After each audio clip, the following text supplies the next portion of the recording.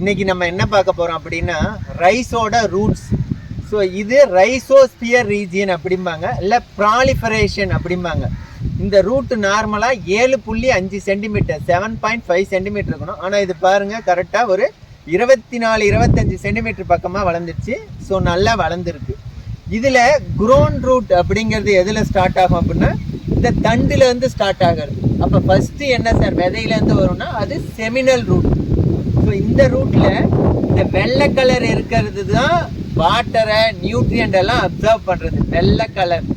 அப்போ இந்த மரக்கலராக இருக்குது அது என்ன சார்னா அது ஆங்கரேஜ் ரூட் சிஸ்டம். இந்த செடி நிற்கிறதுக்கான ஆங்கரேஜ் கொடுக்குற ரூட் சிஸ்டம் இருக்குது.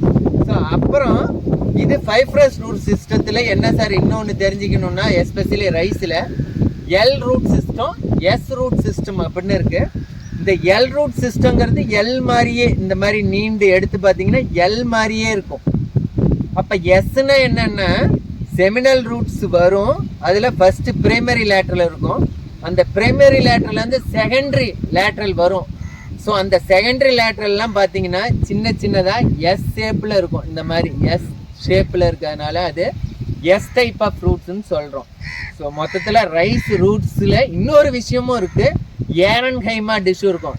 இதை இப்படி பிடிச்சி அழுத்துனீங்கன்னா உள்ள வெறும் ஏர் தான் இருக்கும், ஸ்பாஞ்ச் லைக் ஸ்ட்ரக்சர் இருக்கும், பஞ்சு மாதிரி இருக்கும்.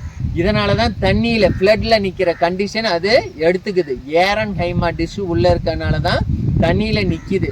மற்ற ரூட்லாம் அழுகி போயிட்டு இது அழுகாது. ஸோ இந்த ரூட்டு நல்லா இருந்தால் தான் செடி நல்லா இருக்கும். இந்த இன்ஃபர்மேஷன்லாம் கண்டிப்பாக விவசாயிகளுக்கு தெரிஞ்சால் பாஸ்பரஸ் அப்ளிகேஷன் போடுறது ஏன் அப்படின்ற இம்பார்ட்டன்ஸ் எல்லாம் உதவும். நன்றி.